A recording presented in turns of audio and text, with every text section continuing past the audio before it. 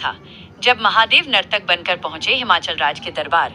ये कहानी शिव के सुनट नर्तक नटराज नर्तक स्वरूप की है, जो हमें सिखाता है कि कला केवल मनोरंजन का साधन नहीं है, बल्कि ये ईश्वर को रिझाने और अपनी भक्ति को प्रकट करने का सबसे पवित्र माध्यम है। ये अवतार महादेव की सहजता, प्रसन्नता और उनके अनोखे कौतुक को दर्शाता है। माता पार्वती की कठिन तपस्या और ब्रह्मचारी रूप में ली गई परीक्षा के बाद महादेव बेहद प्रसन्न थे, लेकिन विवाह से पहले वे एक बार माता पार्वती के माता पिता यानी पर्वतराज हिमाचल और माता मैना की भक्ति तथा उनके विचार को भी परखना चाहते थे। इसके लिए महादेव ने एक बार फिर एक अद्भुत लीला रची।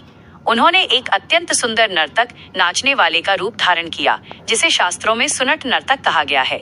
उनके एक हाथ में डमरू था और वे बहुत ही कलात्मक वेशभूषा में थे। यह रूप इतना आकर्षक था कि जो भी उन्हें देखता उनकी तरफ खिंचा चला आता। सुनट नर्तक रूप में महादेव सीधे पर्वतराज हिमाचल के महल के मुख्य द्वार पर पहुंचे। वहां पहुंचकर उन्होंने अपने मधुर डमरू की थाप पर ऐसा अलौकिक और जादुई नृत्य करना शुरू किया कि पूरा राज दरबार मंत्रमुग्ध हो गया। उनके पैर की हर थाप और डमरू की हर गूंज से जैसे पूरा ब्रह्मांड झूम उठा। उनकी कला को देखने के लिए खुद राजा हिमाचल, रानी मैना और माता पार्वती भी वहां आ गई। नृत्य के बीच बीच में सुनट नर्तक महादेव ने कुछ ऐसी सुंदर और ज्ञान से भरी बातें कही, जिन्होंने सीधे रानी मैना और राजा हिमाचल के दिलों को छू लिया। राजा हिमाचल इस अनोखे नर्तक की कला से इतने अभिभूत हो गए कि उन्होंने खुश होकर कहा, हे श्रेष्ठ नर्तक, मैं तुम्हारी कला से अत्यंत प्रसन्न हूँ। तुम जो चाहो मांग लो, मैं तुम्हें मुंह मांगा इनाम दूंगा।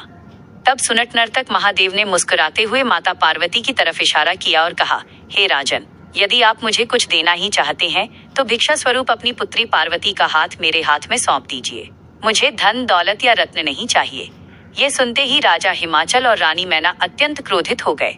उन्हें लगा कि एक साधारण घूमने वाला नर्तक उनकी राजकुमारी का हाथ मांगकर उनका अपमान कर रहा है। राजा ने तुरंत अपने सैनिकों को उस नर्तक को बंदी बनाने का आदेश दे दिया।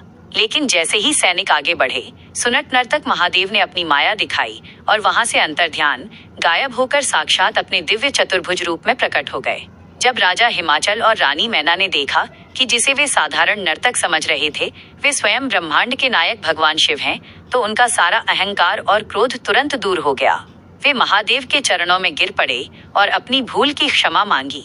महादेव ने उन्हें आशीर्वाद दिया और इस तरह मैना और हिमाचल के मन में शिव जी के प्रति आदर और स्नेह और अधिक बढ़ गया, जिसने आगे चलकर शिव पार्वती के दिव्य विवाह का मार्ग प्रशस्त किया। यह पावन कथा समाज को सिखाती है कि हमें किसी भी व्यक्ति की बाहरी वेशभूषा, उसके काम या उसकी कला को देखकर उसकी योग्यता का अंदाजा नहीं लगाना चाहिए। ईश्वर हर रूप में हमारे आसपास हो सकते हैं। सच्ची कला वही है जो मन के अहंकार को मिटाकर आत्मा को परमात्मा से जोड़ दे।